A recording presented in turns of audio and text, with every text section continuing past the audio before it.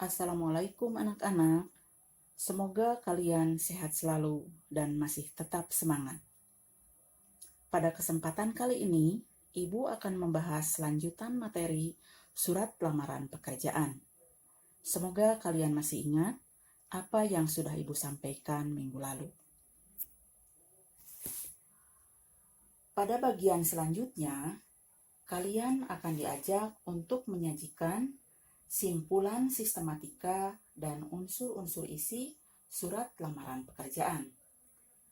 Agar kalian dapat mengidentifikasi sistematika dan unsur-unsur isi yang terdapat pada surat lamaran pekerjaan, perhatikan materi yang disajikan pada bagian ini dengan cermat dan sungguh-sungguh. Pada umumnya, sistematika surat lamaran pekerjaan meliputi tempat dan tanggal pembuatan surat, lampiran dan hal, alamat surat, salam pembuka, alinea pembuka, isi penutup, salam penutup, serta tanda tangan dan nama terang.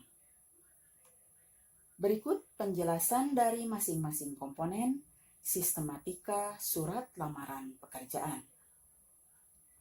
Yang pertama yaitu tempat dan tanggal pembuatan surat. Tempat dan tanggal pembuatan surat ditempatkan di pojok kanan atas tanpa titik di akhir karena bukan merupakan kalimat. Contohnya, Bandung, ingat Bandung B-nya menggunakan huruf besar karena nama tempat.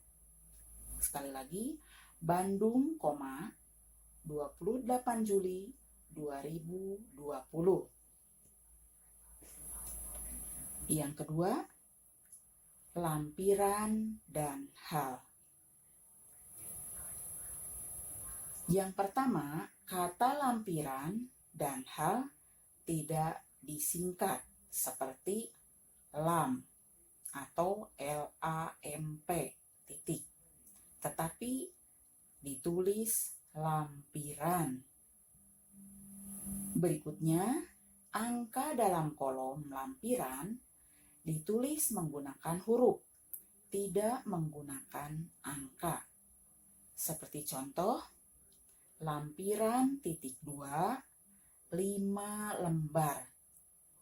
5 ditulis dengan huruf, yaitu LIMA. Jadi 5 lembar dengan huruf. Berikutnya, H. Titik 2, pemberitahuan. Selanjutnya nomor 3, alamat surat. Yang pertama, tidak menggunakan kata kepada. Berikutnya, alamat disarankan tidak lebih dari 3 baris. Kemudian, jabatan tidak boleh menggunakan jenis kelamin seperti bapak atau ibu. Jadi langsung saja ke jabatan. Berikutnya, tulisan jalan pada alamat tidak boleh disingkat. Misalnya JL titik atau JLN titik. Tetapi harus ditulis JALAN atau jalan. Selanjutnya, tidak menggunakan titik di masing-masing akhir barisnya. Seperti contoh, YTH titik, ingat tidak menggunakan kata kepada, misalnya kepada YTH. Nah, maka kalian cukup dengan menulis YTH titik, manajer maju terus. Jalan, ingat tadi kata jalan tidak disingkat.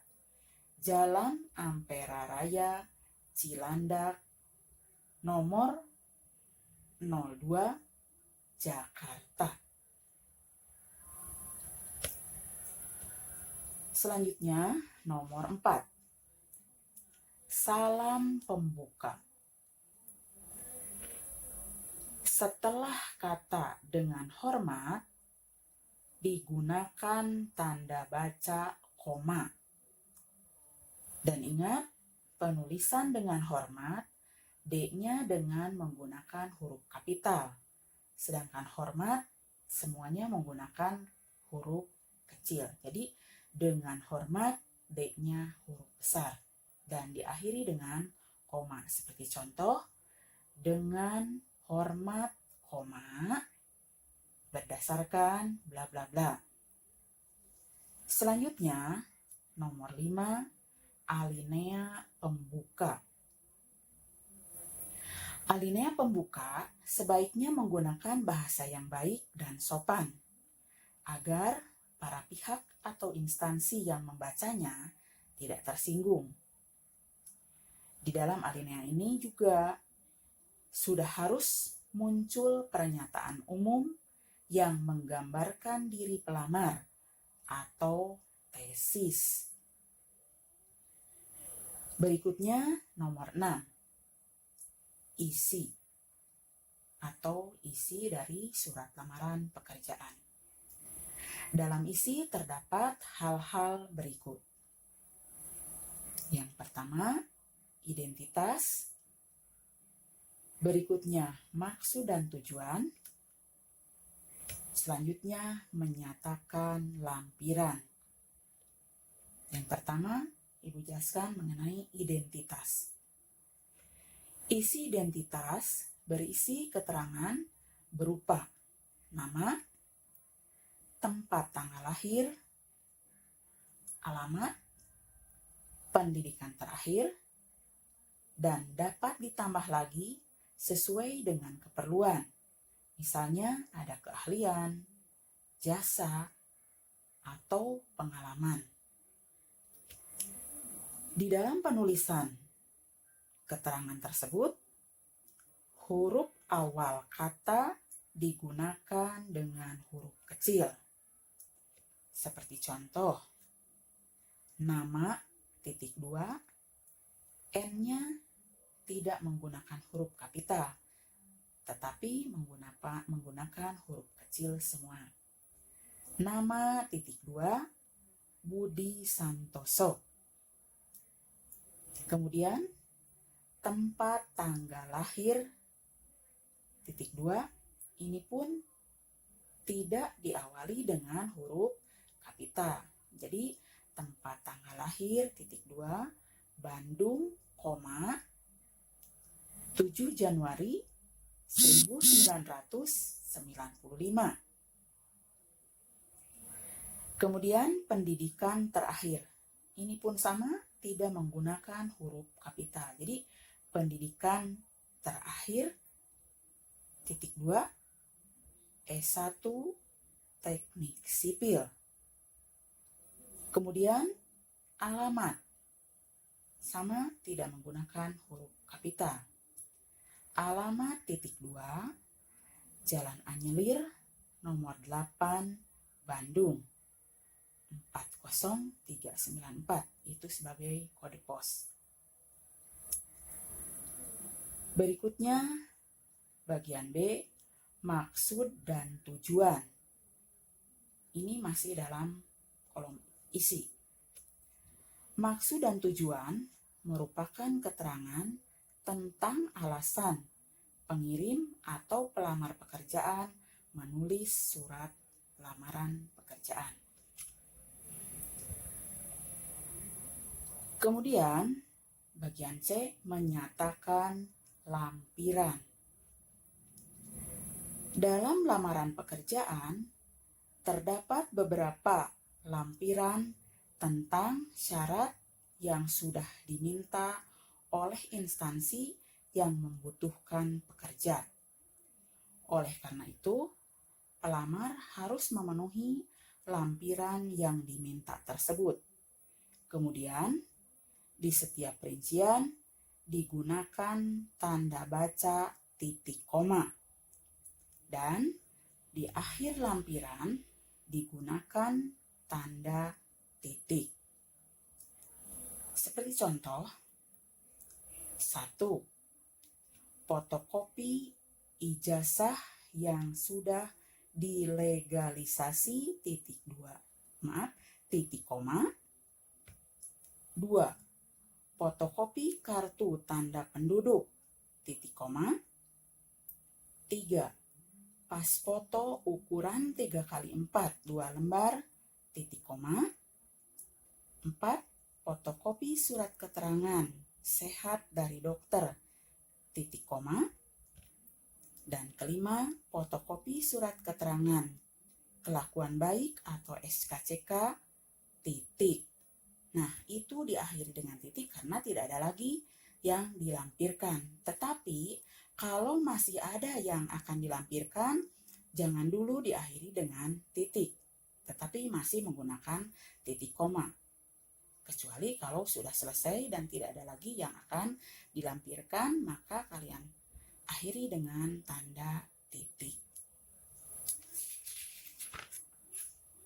Berikutnya nomor 7, yaitu penutup. Di dalam surat lamaran pekerjaan, isi penutup haruslah menunjukkan keantusiasan pelamar pekerjaan kepada instansi yang dituju. Jadi di sini harus menunjukkan keantusiasan pelamar terhadap pekerjaan yang akan dituju. Seperti contoh, demikian surat lamaran pekerjaan ini saya buat. Besar harapan saya untuk dapat menjadi bagian dari perusahaan bla bla bla. Nah, itu kelihatan sekali menunjukkan kata antusias. Di situ ada kata besar harapan saya. Selanjutnya, nomor 8. Salam penutup. Jika di awal ada salam pembuka, tentulah diakhiri salam penutup. Sebagai surat lamaran, salam penutup menjadi sangat penting. Salam penutup sebagai bentuk etika, sopan santun, dan penghormatan. Seperti contoh, hormat saya, ingat kata hormat haknya dengan huruf kapital, sedangkan saya menggunakan huruf kecil semua. Jadi di sini contohnya hormat saya, nah itu untuk salam penutup. Berikutnya nomor 9, yaitu tanda tangan dan nama terang. Tanda tangan ini biasanya berada di pojok kanan bawah surat. Lalu di bawahnya ditulis nama lengkap atau nama terang. Seperti contoh, hormat saya, lalu tanda tangan, dan di bawahnya nama terang, yaitu Budi Santoso. Nah, itulah materi sistematika surat lamaran pekerjaan yang bisa Ibu sampaikan. Diharapkan setelah mempelajari materi ini, kalian bisa menyusun surat lamaran pekerjaan sesuai dengan sistematika yang sudah Ibu bahas tadi. Sampai di sini perjumpaan kita kali ini. Terima kasih atas perhatiannya. Wassalamualaikum warahmatullahi wabarakatuh.